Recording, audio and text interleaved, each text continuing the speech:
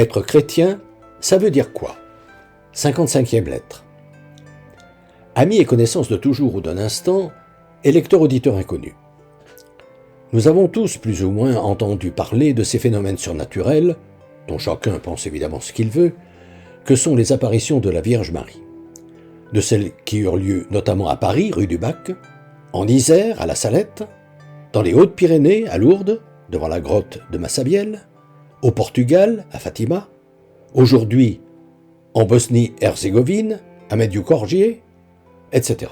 Apparitions surprenantes qui renforcent d'autant plus la foi des chrétiens pratiquants qu'ils croient que tous les hommes sont appelés à ressusciter comme Jésus. Attitude de l'Église face aux apparitions.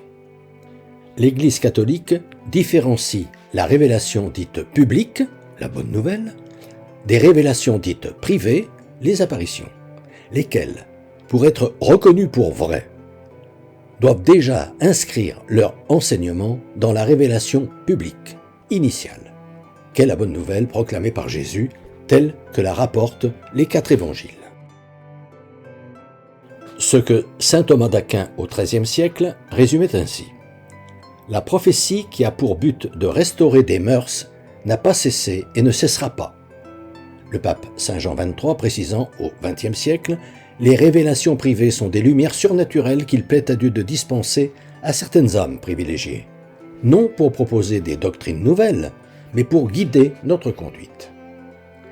Savez-vous que, lorsque de tels événements lui sont signalés, l'Église catholique fait malgré cela preuve d'une réticence extrême avant de les valider, et que ce n'est que lorsque la rumeur qu'ils provoquent devient trop insistante qu'elle diligente des enquêtes minutieuses pour vérifier leur authenticité, ce qui, malgré l'intransigeance de ces enquêtes, l'a quand même contrainte à reconnaître comme vrai plus d'une centaine d'apparitions, partout dans le monde, depuis l'an 850.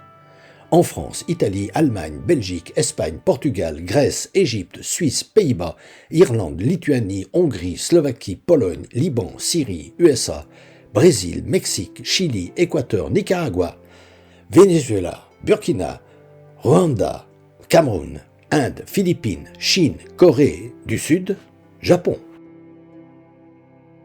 Les faits peu ordinaires qui accompagnent les apparitions.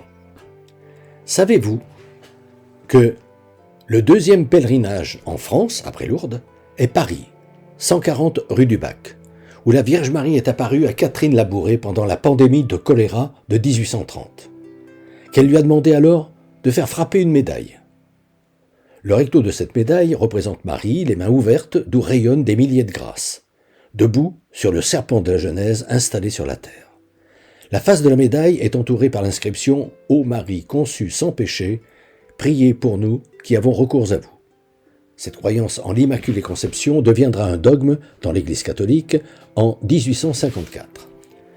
Le verso représente une croix supportée par le M de Marie au-dessus de 2 cœurs, de dévotion particulière au XIXe siècle. Celui de Jésus serti d'épines, rappelant la dérision avec laquelle les soldats romains le couronnèrent lors de son procès, et celui de Marie percé par un glaive, ainsi que le vieillard Siméon lui avait prédit qu'elle souffrirait quand elle était allée présenter au temple Jésus qui venait de naître. L'ensemble est entouré de 12 étoiles, comme il est écrit dans le livre de la Révélation, l'Apocalypse. Et que cette médaille fut d'abord distribuée à 3000 Parisiens, puis que ceux-ci, après s'être aperçus qu'ils traversaient indemnes la pandémie, l'appelèrent spontanément la médaille miraculeuse. Qu'au cours des émeutes de juillet 1830, dites des Trois Glorieuses, alors qu'une vague anticléricale, assortie d'assassinats, touchait prêtres, religieux et religieuses, aucune des filles de la charité, ni aucun des lazaristes, c'était un lazariste qui était leur confesseur, ne fut inquiété. Idem pendant la commune de 1871 où l'archevêque de Paris se fit tuer sur une barricade. Ou encore quand Paris fut encerclé par les Prussiens et qu'un obus tomba sur la chapelle de la rue du Bac. Celui-ci n'explosa pas. Que le saint curé d'Ars, sainte Bernadette, John Newman, sainte Thérèse de l'Enfant Jésus ou saint Maximilien Kolbe ont porté cette médaille et que des dizaines de millions de catholiques la portent aujourd'hui discrètement, une façon pour eux de garder en mémoire que Marie, leur maman du ciel, est toujours à leur côté, particulièrement lorsque tout semble perdu.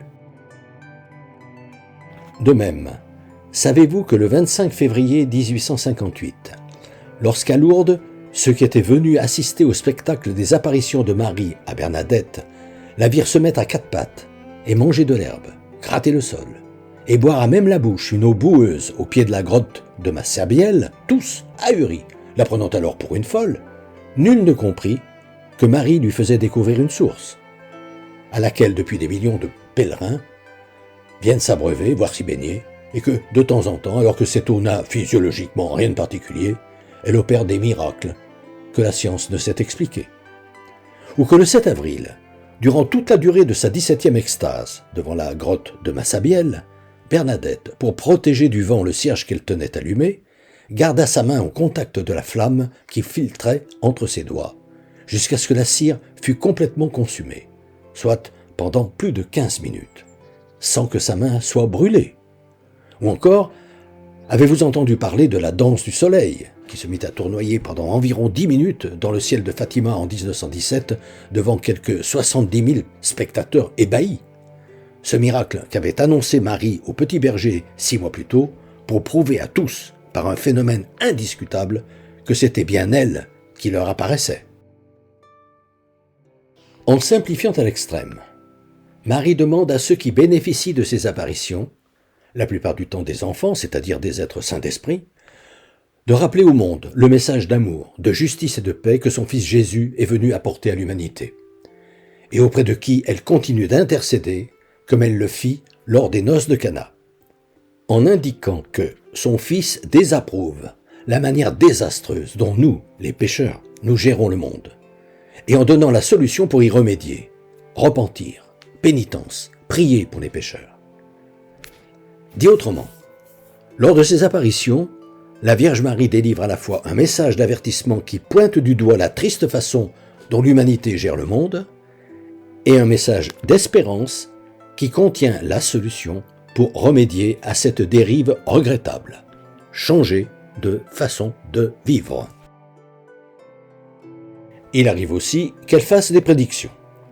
Par exemple, à Catherine Labouré, rue du Bac, jour pour jour, après que la Vierge lui ait annoncé, en étant tellement bouleversée qu'elle avait du mal à parler, que le sang coulerait 40 ans plus tard, la guerre de 1870-1871 fut déclarée entre la France et l'Allemagne. Je terminerai par un clin d'œil. À ceux qui restaient dubitatifs devant ce que lui avait dit la Vierge Marie, Bernadette répondait « Je suis chargée de vous dire cela, mais pas de vous le faire croire. » Dans ma prochaine lettre, je vous parlerai de 2 variantes de cette histoire d'amour qu'est le christianisme, 2 dévotions qui animent la foi de millions de catholiques, fraternellement.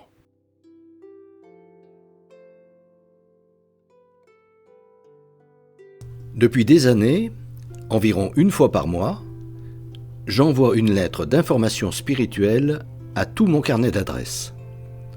Le thème du moment est, depuis janvier 2019, « Être chrétien, ça veut dire quoi ?» Si ce sujet vous intéresse, n'hésitez pas à me transmettre votre mail, en vous contentant d'indiquer « auditeur YouTube », vos noms et prénoms, et éventuellement votre numéro de téléphone si vous souhaitez me parler.